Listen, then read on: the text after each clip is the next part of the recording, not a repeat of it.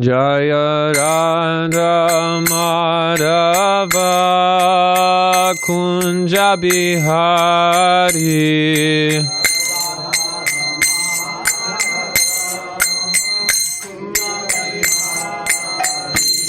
Jaya Radha Madhava Kunja Bihari.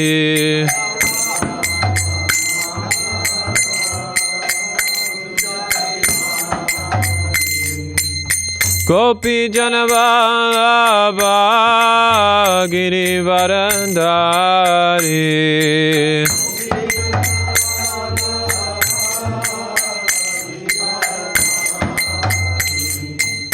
Gopi Janavallabha Girivaradari.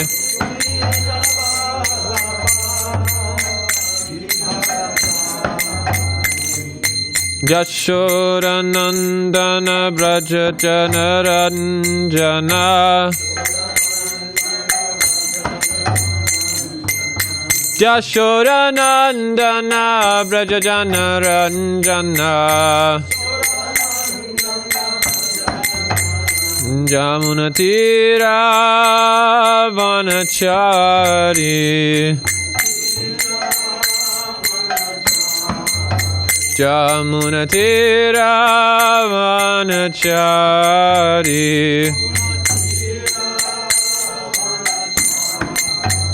Hare Krishna, Krishna Krishna, Hare Hare, Hare Rama, Hare Rama, Rama Rama, Hare Hare.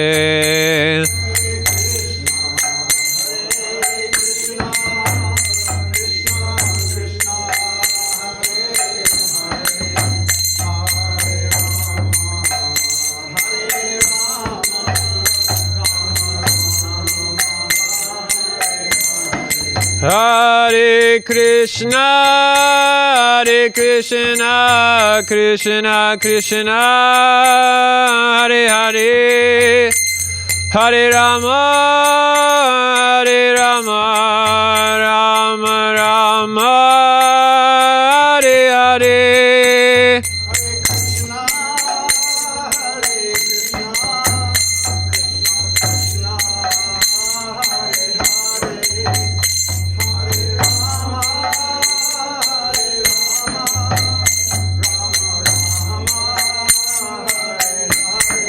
Hare Krishna, Krishna Krishna, Hare Hare, Hare Rama, Rama Rama, Hare Hare.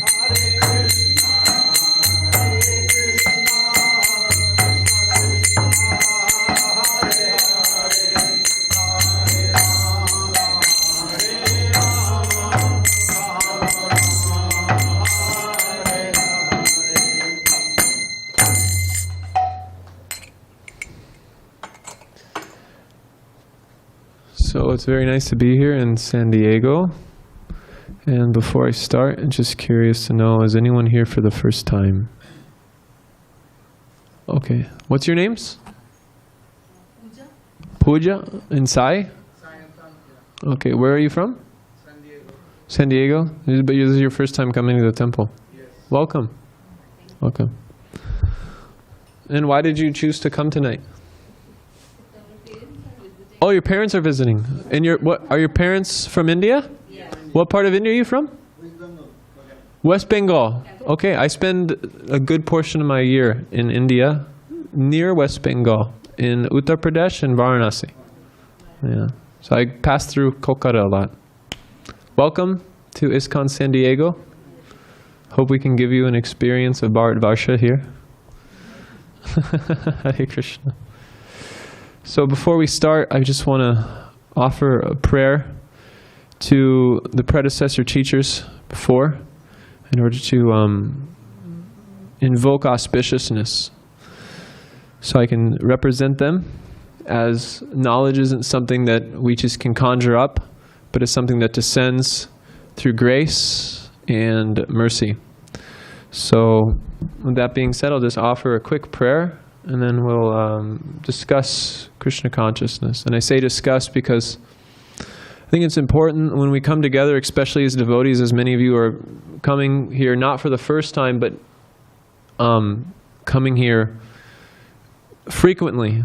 It's important that we learn how to associate with each other and share Krishna conscious realization. And really the whole service of someone who's speaking the Bhagavatam, it's meant to invoke a feeling of enthusiasm to serve Krishna.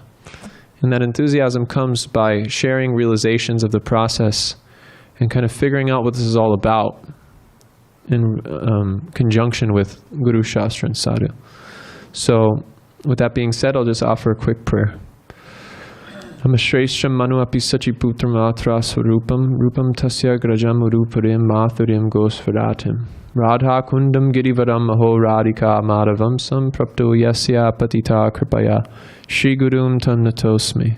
Hey Guru Gyanadadi Navando Swadanandai Karunakaya Sindhu Vrindavana Sinahita Avatar Prasida Radha Pranaya Pachar Vancha Kalpatarum Bischa Kripa Sindhu Devacha Patitanam Pavanebhyo Vaishnavebhyo Namo Namaha Jaya Shri Krishna Chaitanya Prabhu Nityananda Shri Advaita Gadadhara Srivasadi Gaura Bhaktivinoda Hare Krishna, Krishna Krishna, Hare Hare, Hare Rama, Rama Rama, Hare Hare. So in the Srimad Bhagavatam, there's a verse which is in the 11th canto, text, chapter 9, and Krishna is speaking with his friend Uddhava. It comes in a part of the Srimad Bhagavatam called the Uddhava Gita. The Uddhava Gita is a very interesting part of the Bhagavatam because the Bhagavad Gita is spoken in a very particular setting. The Bhagavad Gita was spoken where? Where was the Bhagavad Gita spoken? Kuruksetra. And what is Kuruksetra? It's a battlefield, exactly. And then who is Arjuna?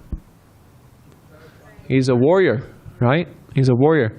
So the Bhagavad Gita is being spoken to Arjuna, who is a warrior on the battlefield.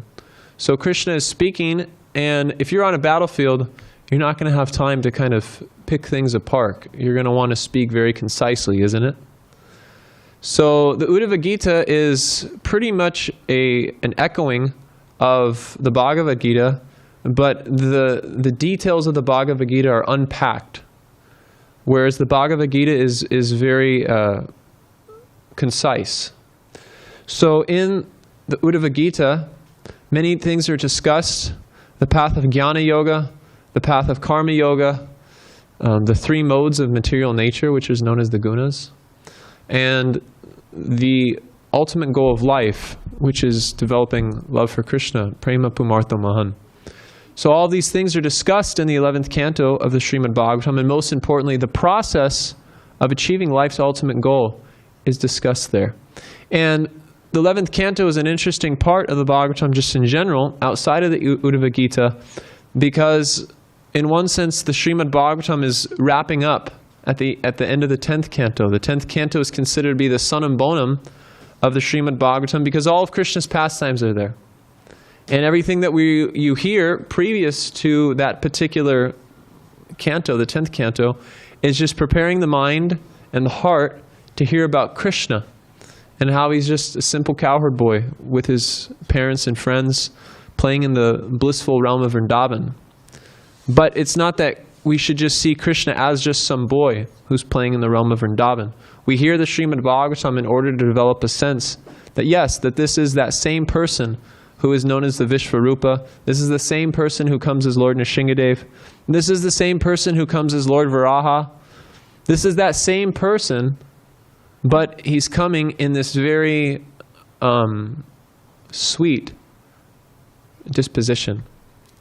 So in order to wrap up the Bhagavatam, the 11th canto is spoken because it's the philosophical conclusion of the Srimad Bhagavatam. So the rasic conclusion of the Bhagavatam is contained within the 10th canto, and then the Siddhantic conclusion or the tattva, is wrapped up in the 11th canto.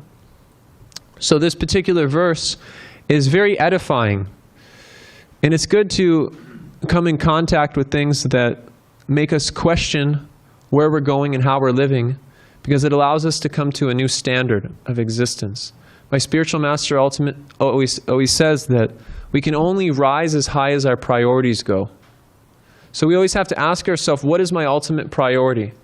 Is my priority simply existing on a plane of exploitation?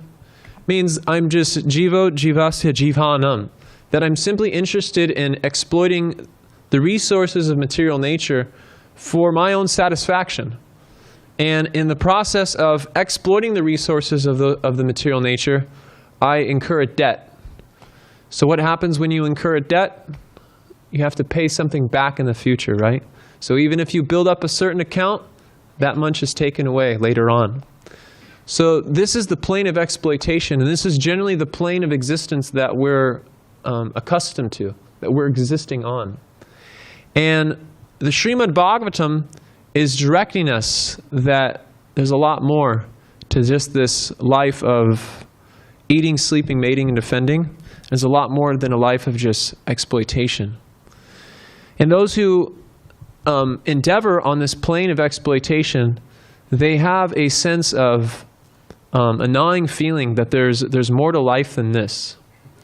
That there's more to life than just making money, paying bills, maintaining a house, maintaining a family.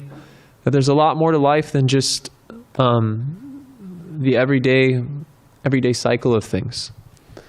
There's a lot more to life than driving on the I-5 for 4 hours a day. And there's a lot more to life than waiting in line at Costco. But regardless, this is generally the plane of existence that we're in. And the Srimad Bhagavatam is saying that there's more than this. So those who become aware that there is something more than this, they generally pursue a life of renunciation. Life of renunciation means I see that everything that I do in relationship to exploiting the objects of the senses, it results in misery. Yehi samsparsaja bhoga dukkha yonaya evate advayanfanta kaunteya nate suramate buddha. That the wise, they see that when the senses come in contact with the sense objects, it doesn't produce sukha, but it's dukkha yonaya. Dukkha yonaya literally means it's the womb of misery. So one who becomes aware of this, they begin to ask, why should I interact with the world at all? So when they begin to make this inquiry, they consider that they should stop activity altogether. But this won't completely satisfy the self. To engage in exploitation isn't satisfying, and to engage in renunciation won't be fully satisfying. We need a medium that allows us to engage while simultaneously not become affected. So the plane of exploitation won't fully satisfy, because if you see a police officer and or you see a banker, you go into the bank and you give the banker $100 and he keeps $1. What will happen to him? He loses his job. It was just $1, but because he exploited, everything was lost. So exploitation isn't appreciated, even in a mundane sense. And then renunciation. If someone's working at the bank and in the middle of the middle of working their job, they just walk away from it. Will that be appreciated? No. So one needs to know how to work in the world while simultaneously not be affected by it. And in order for that to happen, one needs to have the right priority. So the Srimad Bhagavatam gives us the right priority. And this verse that I'm about to recite, it's a game changer, because it makes us begin to question, how am I spending my time? And when we begin to ask that question, we begin to make voluntary life changes. And through those voluntary life changes, we can go from the plane of exploitation to the plane of dedication, which is actually the only thing that really satisfies the heart, is to be dedicated to something. Recently I was visiting Mexico, and I met this nice man coming back from Mexico. He sat next to me, gave him a book, and we started having a conversation. And I was asking him, what makes you happy? And I asked him something that I ask people on book distribution. Do you like to be happy? You can answer. Do you like to be happy? Yes. Do you want to be happy sometimes or all the time? Does happiness come from within or from without? And does it come from the spiritual or the material? So I meet thousands of people on a monthly basis distributing Bhagavad Gita and Srimad Bhagavatam to people all around the United States. And I ask them this question very frequently. And most of the time you'll find that people have this intuitive disposition that, yes, happiness comes from within and it's innately spiritual. But somehow we move away from that. So I said, okay, you like to be happy. And so what makes you happy? And you want to be happy all the time, and happiness comes from the spiritual. So what makes you happy? He said, well, what makes me happy is taking care of my family. I said, it's a very good thing. Very nice. Very dharmic to want to take care of one's family and maintain one's family. And then I asked him, so let me ask you another question. What if you meet someone who doesn't have a family? Where will their happiness come from? And he said, well, maybe they'll be happy from having with their job, or they'll be happy with the animal that they take care of at home, a cat or a dog. If someone doesn't have a family, they'll make an arrangement to have something that they can love and care for. So I began to point out to him that what's the common denominator between you who has a family and the person who doesn't have a family? What's the common denominator? And he was scratching his head and he couldn't figure it out. And I said, can I give you a clue? And he said, yes. I said, the thing that makes you happy isn't the thing itself, but it's the act of love and service that makes you happy. That's the common denominator. Because if you take away the dog or you take away the family, that person is still going to find something to love and to serve. This is the ultimate disposition of the living entity. This is what is known as Jaiva Dharma. This is the ultimate Dharma of the living entity. We have two different natures that we're constantly struggling with on a consistent basis. We're struggling with a nature that's existing only within relationship to this world and the combinations and permutations of this world. My family, my dog, my job, my life, my wife, my strife. All these things we're constantly at grips with. But then there's an underlying principle that's allowing all those things to function. And that innate, intrinsic, underlying principle that's within everything is our supreme Dharma. It's our intrinsic nature. And what is that intrinsic nature? What is that thing that is inseparable from who we are? That intrinsic nature is to love and to serve. So this is what I explained to the man, and he agreed with me. So this verse gives us a sense, where should we direct that propensity to love and to serve? So it says, Lavasa durlaba idam bahu sambhavante manusyam artadam anityam api hadiraha turnam yatet nanapatet anumrityayavan nisheshaya vishayakau sarvatavatasyet. You want to know the translation? Okay. I don't believe you. That wasn't loud enough. Yes. Okay. Okay. After many, many births and deaths, one achieves this rare human form of life, which, although temporary, affords one the opportunity to attain the highest perfection. Thus, a sober human being should quickly endeavor for the ultimate perfection of life, as long as his body, which is always subject to death, has not fallen down and died. After all, sense gratification is available even in the most abominable species of life, whereas Krishna consciousness is possible only for a human being. Should I dare read the purport? Okay, okay. Okay, purport. Material life essentially means repeated birth and death. Even the lowest forms of life, such as reptiles, insects, pigs, and dogs, have ample opportunity for sense gratification. Every ordinary housefly have a busy sex life and thus multiply rapidly. Human life, however, enables one to understand the absolute truth and is therefore full of grave responsibility. Since the valuable human form of life is not eternal, we should do the needful to achieve the highest perfection, Krishna consciousness, before death appears, as we should seriously cultivate our real self-interest. One can experience Krishna consciousness in the association of the devotees of the Lord. Without their association, one is in danger of being attracted to an impersonal conception of life, which causes one to fall away from devotional service to the absolute truth. Or being discouraged by one's failure to understand the absolute truth, one may return to the false platform of sense gratification.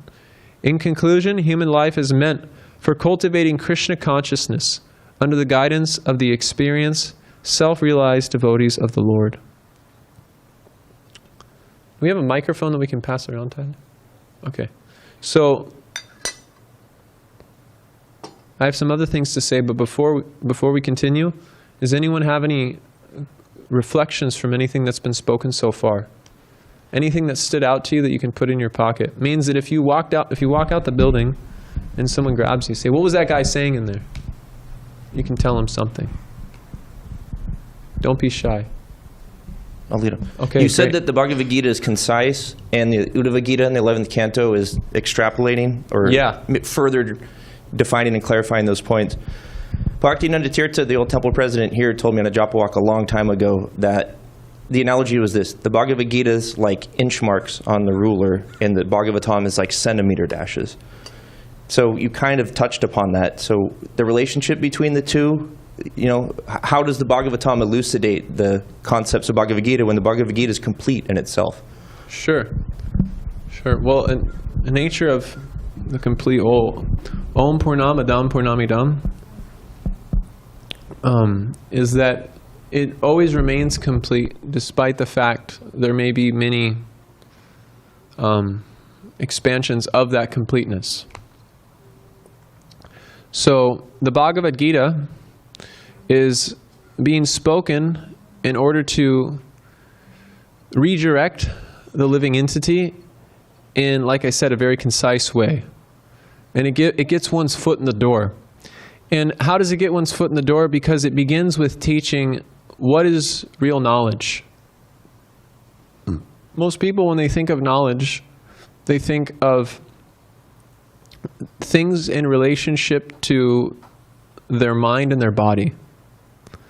But the Bhagavad Gita from the onset says this isn't knowledge, this is ignorance.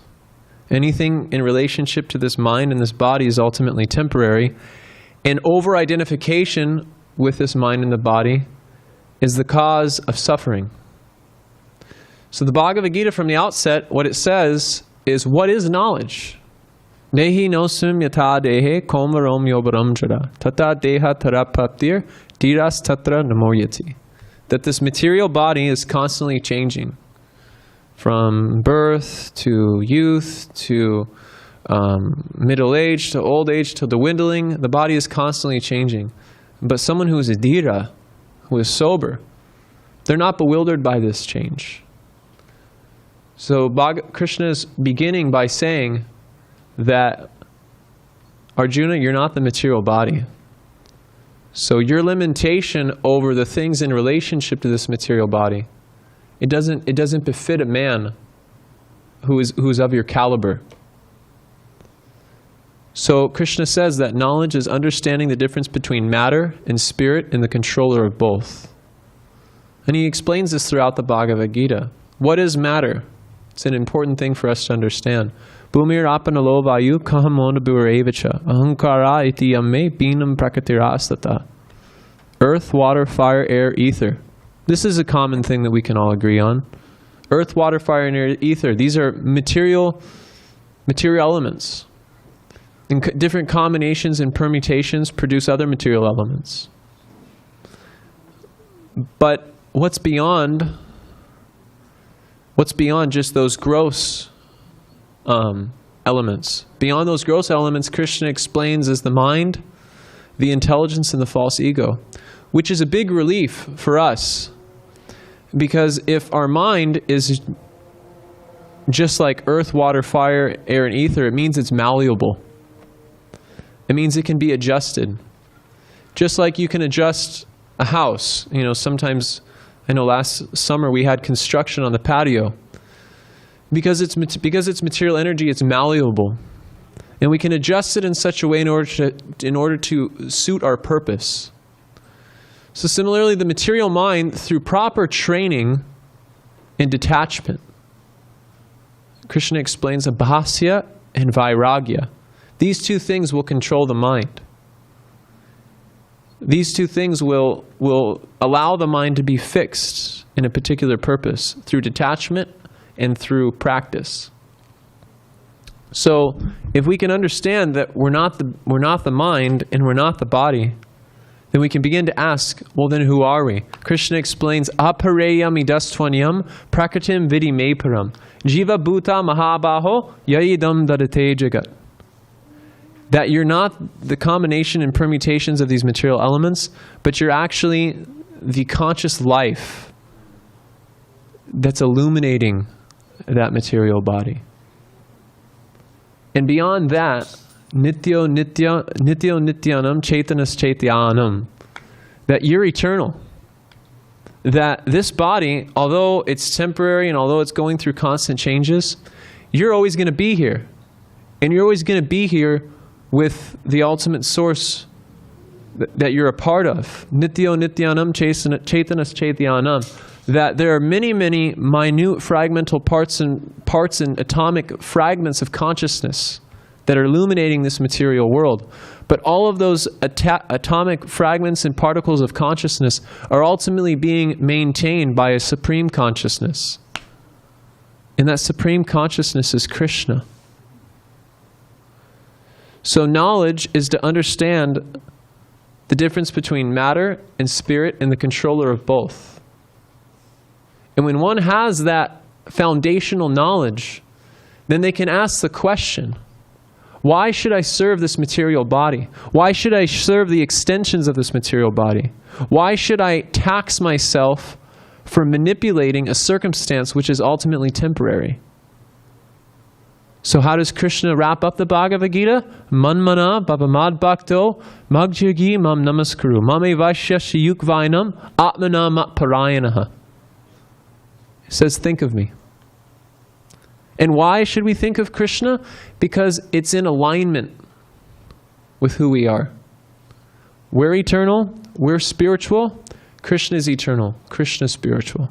So rather than serving the dog, rather than serving the cat, rather than serving the society, rather than serving the many combinations and permutations of the names and forms of the material world, one should sarva dharmam parikyaja mamekam saranambraja aham tvam sarva papebhyo moksha yasyami masachaha.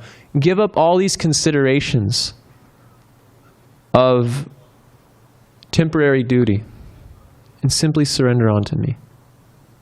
And what does he say? You'll say, well, I have so many responsibilities. I have so many things I have to maintain. I have a position. I have this. I have that. How does Krishna respond? Don't worry about it. You have nothing to fear. I'll take care of all those things. This is the promise of the Bhagavad Gita. Ananyas chintayanto mam ye jana paryupasate tesam nitya bhyukta mam yogakshema vinamyaham. That those who make me their primary focus of worship, their primary focus of activity, to them I provide what they have and I maintain what they lack. And what does Krishna provide and what does Krishna maintain? Krishna provides and maintains the consciousness to be aware of him. So even if our material circumstance is falling apart, Krishna will give us the ability, the strength to be able to remember him in any circumstance of life.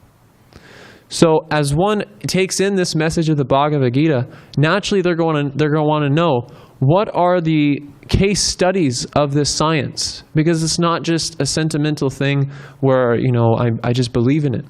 But it's a systematic process of cultivating a higher consciousness. Cultivating a consciousness that I am an eternal servant of God. It's not just something I believe in. I can believe in so many things, but what's my intrinsic quality?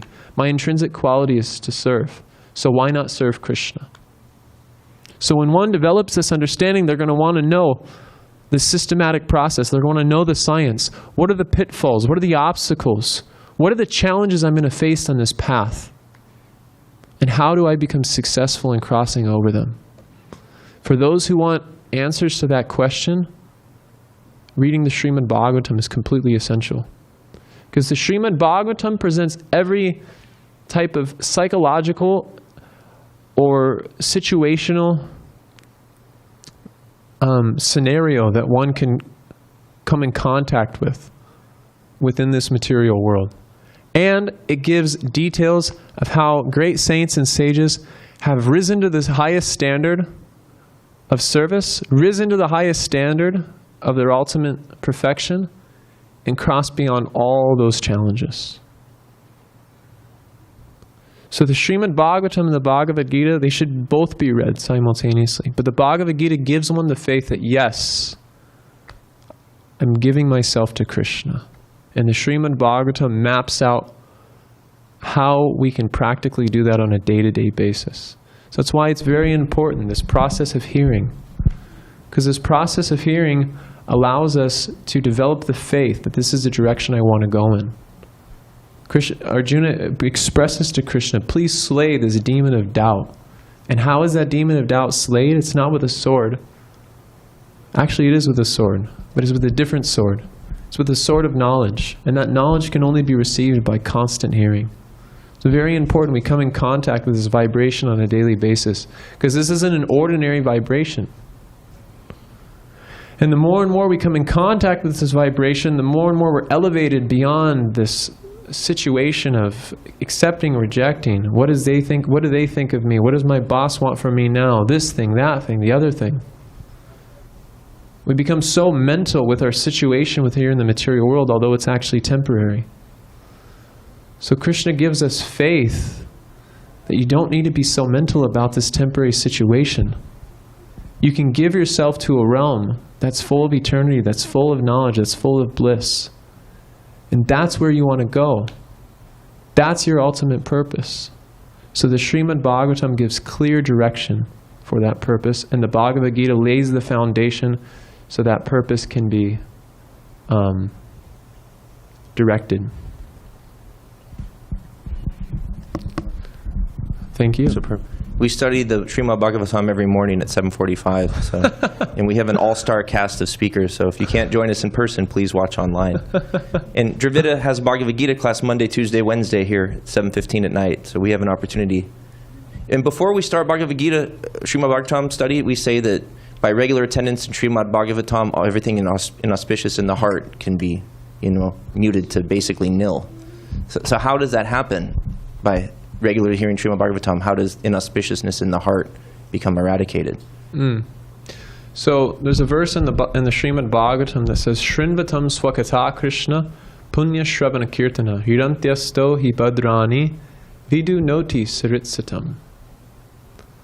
That Krishna says in the Bhagavad Gita, actually it's good if I preface this verse with another verse which says, Shushu sho shradanasya vasudeva katarichi sammaha sevana vipra punyatirtha nisevana.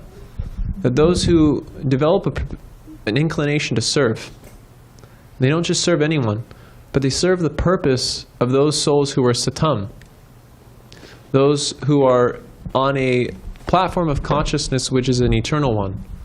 It's not concerned with the comings and goings of this material world. It's simply situated in the land of Krishna, the land of Vrindavan. Someone who serves that person and serves the mission of that person, they develop Vasudev Katha Ruchi. They develop a taste for hearing the message of Vasudev. And by developing an attraction for that, then they begin to hear. And the fruit of that is this verse that I originally quoted, Shrinvatam Swakata Krishna, Punya Shravana Kirtana, Hirantyasto Hibadrani Vidu Noti Saritsatam. This verse is saying that those who give themselves to this process of hearing, and they do it in a very determined kind of way, the ultimate fruit is that Krishna within the heart sees that sincere endeavor of the living entity. And acting from within the heart of that living entity, he acts as a vidu noti. This word vidu noti is a very interesting one. Vidu noti literally means cleanses. It's like a cleaner. So, and why does Krishna do this? Because Krishna is situated within the heart. Krishna sees the sincere endeavor. So Krishna himself, from within the heart of the living entity, purifies one of all those things which is preventing them from that fixed determination and service, that fixed determination and surrender. And what becomes removed? Tata rajas tamo baba kama loba dayaschaye chetan atir anaditvam stitam sattve prasidyati. That the modes of nature, particularly the tamasic and rajasic ones, which impel us to want to exploit this world, that impel us to take a complacent disposition in spiritual life, these things are removed. And who are they removed by? They're removed by Krishna personally. So the process of hearing, it goes deep into the heart. And it goes the other way as well. Sometimes as you're walking down the road, you'll see, especially here, you'll see, do not dump drains to bay, drains to ocean, right? Isn't it? So the same thing goes with the vibration that we take in. The kind of sound vibration that we take in determines the type of consciousness that we have. If we're hearing so many polluted things on a constant basis, then we're going to have a polluted consciousness. But if we're hearing purified transcendental sound vibration, that will bring out our purified transcendental nature. Just like if you have a piece of wood, the potential of fire is present within the wood. But that wood needs to come in contact with fire. So when we put ourselves in front of transcendental spiritual sound vibration, then it brings out our spiritual potential through the power of that sound vibration. And this is affected in two ways in particular: through the chanting of Hare Krishna and through the reading of Srimad Bhagavatam.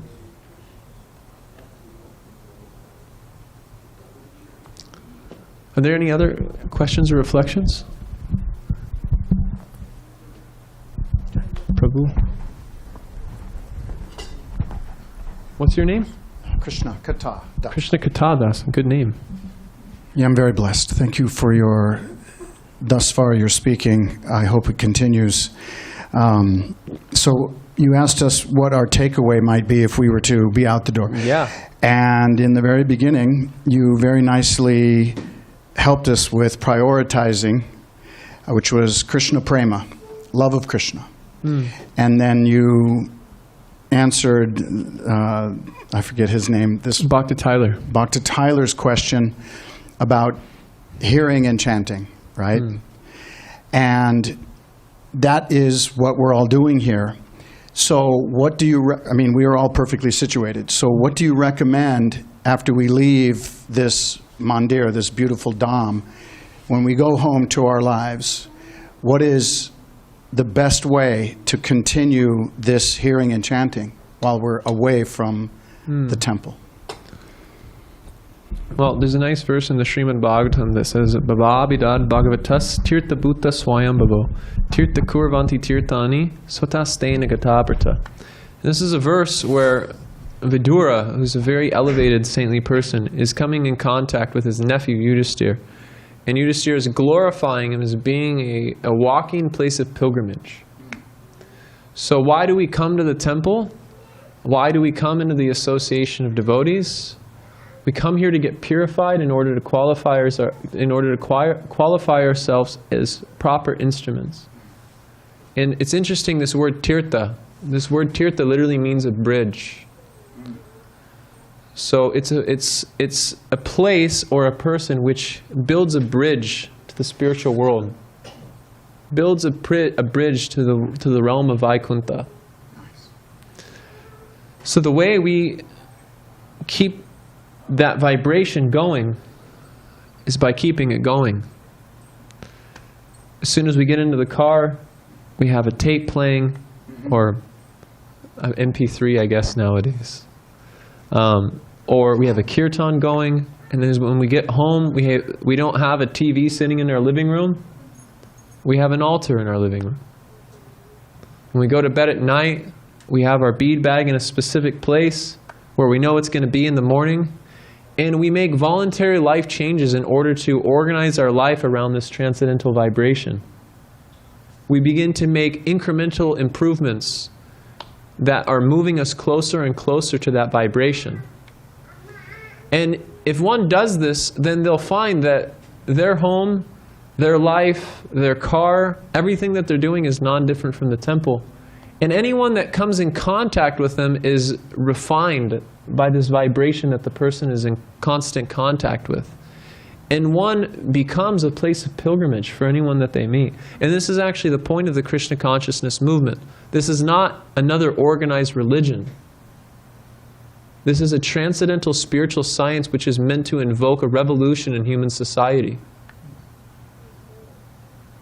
And when we are aware of that, and we take that seriously, we take that to heart, we don't take this as a cheap thing. There'll be no question of complacency. There'll be no question of laziness, no question of lethargy. But we'll be very enthusiastic to keep this transcendental vibration going and make it available for others. Extend ourselves for the purpose of this vibration. And when one does that, when one extends himself for the purpose of the transcendental vibration, one is awarded with more taste for that vibration. And they become more effective in extending that vibration to others in the future. So by taking it in, we become enthusiastic to give it out. And by giving it out, we become enthusiastic to take it in. And through this cyclical causality, the devotion within our heart becomes to intensify. There's this common axiom in devotional life, which is known as Bhakti Sanjayate Bhaktya, that Bhakti only comes from Bhakti. So by engaging in the acts of devotional service, the devotion that's inherent within us is brought out more and more. And the more we engage in the process of devotional service and we move closer to that vibration and organize our entire life around that vibration, and the more we become qualified to give it to others. And this is what this temple is meant to do. It's meant to inspire everyone to become an ambassador of goodwill and extend this vibration to the humanity at large. Incredible answer to my question, Prabhu. Thank you. That was awesome. Anybody else? Anyone else? Jai. Hare Krishna, Prabhu. Thank you so much. Thank you. What's your name? Sanjay. Oh, okay. That's how my parents named me, but I like Sanjaya. A good name. Reflection and a question, you know. Reflection, as you said, the common denominator that we all want to be. We want to be happy, of course. Really like that, because I think an animal, human, a bug, a microorganism, I think everything, you know, living entity, I think everybody wants to be happy, right? So that's a very good common denominator that we're all looking for. My question to you is, because being of Indian origin, I see a lot of Indians lately, like from the land that I come, you know, like people who are vegetarian, whatnot, becoming non-vegetarian, or you know, the decaying of our real, like, you know, what Krishna has said, things going the other way. Very, very happy when I see devotees like you know, bring it up. So very proud of that. But why do you think this is happening, and how do you counteract that? You know, that's just a question. I mean, I know what's going on too, but I just wanted to hear from your side. Sure. Hare Krishna. So, a problem that we all have to face in this world, not just those who are of Indian origin, but those who are just interacting with the world from any background or origin, is that we are constantly at war with the illusory energy, Maya. And when we interact with the world without being fortified by spiritual vibration, transcendental vibration, we become influenced by that vibration, which is the diametric opposite of the transcendental vibration. And whether someone is born in India or not born in India, if you put someone in a group of people that is doing something, then through association, they become influenced by that. I remember when I was growing up, my mother, I had a few friends they were a bit misbehaved. And they would do some pretty bad things, you know, they like vandalize and stuff like that. And I remember I came home one day and my mother knew I was hanging out with them. And she said, "I don't want you hanging out with them anymore." I said, "Well, why not?" And she said, "Because if they get in trouble and you're with them, then you're also going to be in trouble." It's a principle called guilty by association. So even if the person enters into the wrong atmosphere with good intentions, they can easily become affected by it. So that's why it's important for those who are endeavoring on the path of transcendence to be very careful. It's a principle of spiritual life, is to be very careful. It's said in the Vedas that to walk the path of transcendence is like walking on a razor's edge. You can go this way and be cut, you can go this way and be cut, which means that one can be cut by fanaticism and one can be cut by leniency. So whether one's Indian, whether one's American, we're all being affected by this material world. And those who are born with bad habits can acquire, those who are born with good habits can acquire bad habits. And those who have bad habits can acquire good habits. And those good habits can become bad habits again. I remember when I was growing up, my sister, she called me at like 11 o'clock at night once. I was sleeping. And she said, "You know, I think I'm just going to be a vegetarian now." I said, "Oh, that's great. That's wonderful." I said, "Why is that?" She says, "I just watched a documentary and I can't do it anymore. I can't do it anymore." But because her purpose was not solidified by being in association of people who have the same values, who share the same principles, then 6 months to a year she slipped back into those habits. So the nature of this material world is it wants to pull us down. So we have to fight to rise up. And that comes through chanting Hare Krishna, studying Srimad Bhagavatam, associating with devotees, and like I said, extending oneself to those who don't have contact with it. So if you see people who are doing things that you feel are wrong, then you should be an instrument of change in the world. And so the question is, what kind of change do you want to invoke? Because so many people go from being vegetarian to non-veg, from non-veg to veg. But how is that actually going to change anything? The only thing that will change something is a change in consciousness. So there's ecological issues, there's social issues, there's political issues. What are some other issues in the world? Bodily issues, skin disease, racial issues, right? All these issues are there. And if I try to adjust the world in a particular way, that world, its nature is just to adjust itself back. I remember I studied anthropology in the university.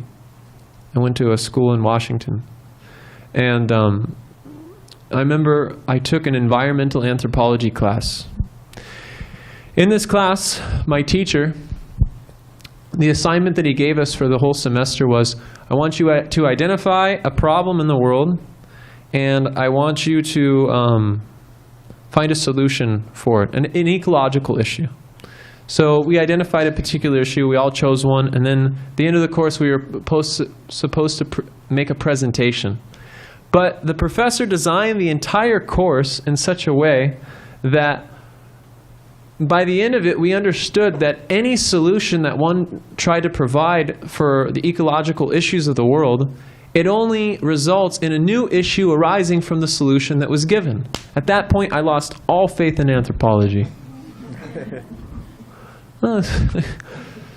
So this is what's happening in the world now. People are trying to make material adjustments to things that require spiritual adjustment. You know, we can try changing climate change. We can try making the world vegetarian, but everyone's just going to slip back into old habits unless they have a change in consciousness. So if you can bring a naughty child who made a mess in a room, take him out of the room and clean up the mess. But if you don't train him to clean up the mess, change the consciousness of the child, then the mess will come back. So in order for the problems of the world to actually be solved, we can't solve them with any material adjustments. It has to be solved on the platform of consciousness, and that consciousness needs to be purified and spiritualized in order for there to be a real change. Thank you so much, Prabhu. I got a little emotional there. Sorry for that, but thank you so much for, for your thing. If anybody wants to ask any questions.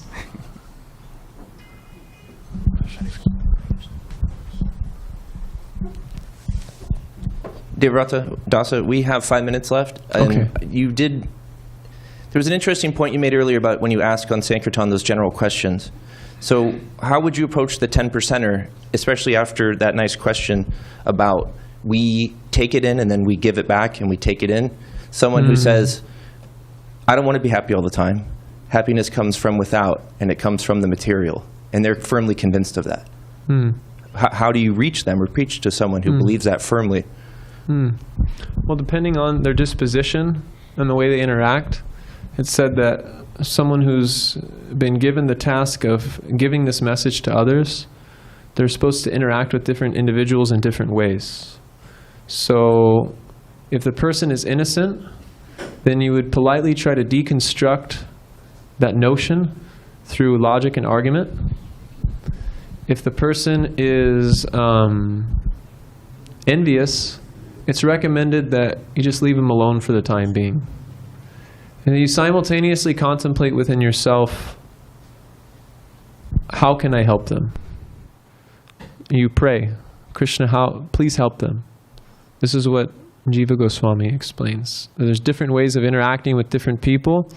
According to their disposition and the way they're trying to uphold themselves, then it would change the way you interact with them. If they're saying it, but they're trying to understand, and they're inquiring in a very humble kind of way, but their faith is really fixed in that way, then you can kind of philosophically deconstruct it.